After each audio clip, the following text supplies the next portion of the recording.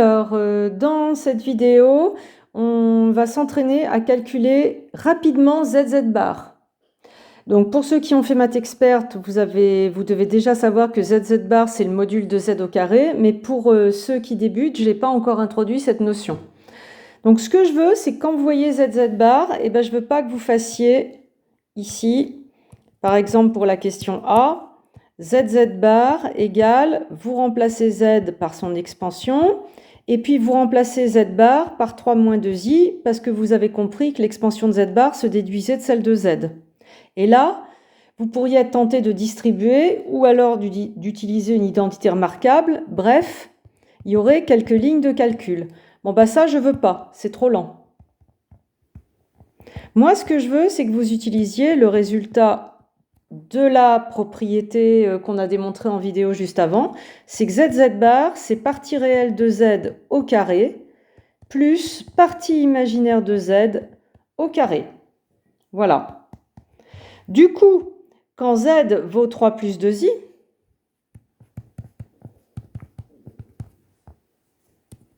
je le déclare, alors ZZ bar, je vais tout de suite aller chercher la partie réelle et l'élever au carré dans ma tête. Donc ça va faire 9. Et je vais chercher la partie imaginaire. C'est là où il faut faire gaffe. La partie imaginaire, il ne faut pas prendre i. Il n'a rien à faire là. Sinon, ça va créer du négatif avec i carré. Pour la partie imaginaire, je prends juste 2. Et je l'élève au carré. Donc ça fait plus 4. Et donc ça fait 13. Et je ne veux rien de plus. ZZ bar, par observation des parties réelles et imaginaires de Z, je le produis de tête avec les carrés qui vont bien. On s'entraîne ? Donc dans la question B, le Z déclaré c'est 1 moins 4i, et donc ZZ bar égale 1 au carré, plus moins 4 au carré, donc en fait le moins va dégager et ça va faire du 16. 17. Et si vous êtes capable de passer de ZZ bar égale, d'écrire ZZ bar égale 17 tout de suite, sans me mettre le détail, ça me convient. Question suivante. On vous donne Z égale moins i plus 5. Déjà faites gaffe, on a le droit de l'écrire comme ça, mais du coup, ça change la perception des parties réelles imaginaires. Moi, je vous conseille de le remettre dans l'ordre usuel, le rangement par défaut. Et donc, ZZ bar, ça va donner 5 au carré, 25, plus moins 1 au carré, je vous rappelle qu'on ne prend pas i, plus 1, 26. Ça doit être vraiment très rapide, et donc il faut bien connaître par cœur le ZZ bar égale partie réelle de Z au carré, plus imaginaire de Z au carré. Complexe suivant, c'est Z égale moins 3i, donc là c'est très simple, ZZ bar, 0 carré plus moins 3 carré, 9. Question suivante, le cas particulier d'un complexe qui est aussi un nombre réel, ZZ bar, ça devient 25. Partie réelle de Z au carré, 25, et la partie imaginaire vaut 0. Dernier entraînement, on vous donne Z égale moins 2i, donc ZZ bar moins 2 au carré, 4, plus moins 2 au carré, 4, 8. Alors, dans la question 2, on vous demande de dessiner dans le plan complexe les nombres proposés dans la question 1 et leurs conjugués. Alors, premier nombre, 3 plus 2i. Vous vous souvenez, 3 plus 2i, il est là. Et puis, le conjugué, c'est 3 moins 2i. J'aurais dû mettre un petit rond pour ne pas confondre, voilà. 3 moins 2i, il va plutôt être là. Et donc, logiquement, j'espère que vous comprenez que dans le plan complexe, il y a une symétrie par rapport à l'axe des abscisses entre un nombre et son conjugué.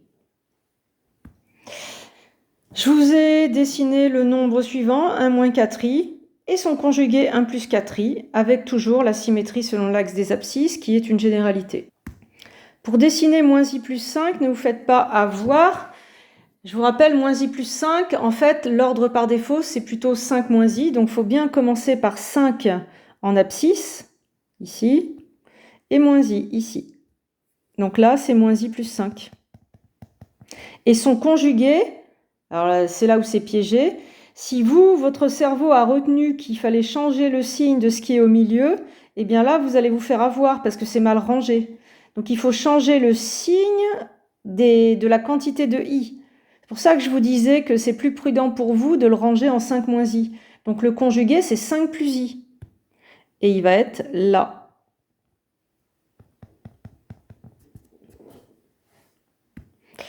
Moins 3i, il va être là, c'est un imaginaire pur. Donc on le retrouve sur l'axe des imaginaires. Et son conjugué, c'est 3i. Le nombre 5, il est là et c'est un cas particulier. On a z égale z bar parce qu'il est réel. C'est ce qu'on a démontré dans la propriété. Si z égale z bar, alors partie réelle, partie imaginaire de z égale à 0, et donc c'est un réel. Z appartient à R, équivalent à ça. Donc là, 5 qui est son propre conjugué. Et enfin, moins 2i. Donc là, on a moins 2i. Ça va donner ce point-là. Et son conjugué moins 2 plus 2i qui est symétrique par rapport à l'axe des abscisses. On va terminer avec la question 3. Donc en fait, c'est toujours la même idée qu'on travaille, mais vous voyez l'évolution.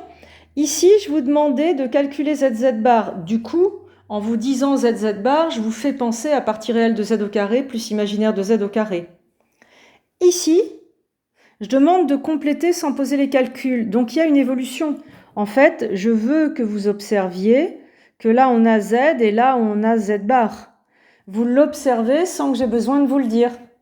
Et donc, vous allez, une fois qu'on a observé ça, 1 moins 3i facteur de 1 plus 3i, vous observez zz bar, vous répondez 1 plus 9 égale 10. Vous n'avez pas besoin de me rédiger que vous avez observé zz bar. Comment dire, ça doit être, pour nous, c'est un peu une évidence. J'ai juste besoin que vous le fassiez et que vous pensiez à le faire. De même pour la question B, quand on vous demande moins 2 plus i fois moins 2 moins i, vous regardez, vous voyez bien qu'il y a des ressemblances et vous reconnaissez z bar. Donc partie réelle au carré 4, plus imaginaire au carré 1, 5. Et puis la dernière égalité, θ appartient à R. Eh bien, cos θ plus i sin θ, cos θ moins i sin θ. Là, c'est encore du zz bar. J'espère que vous l'avez reconnu. Et donc, ça va faire du cos carré θ plus sin carré θ.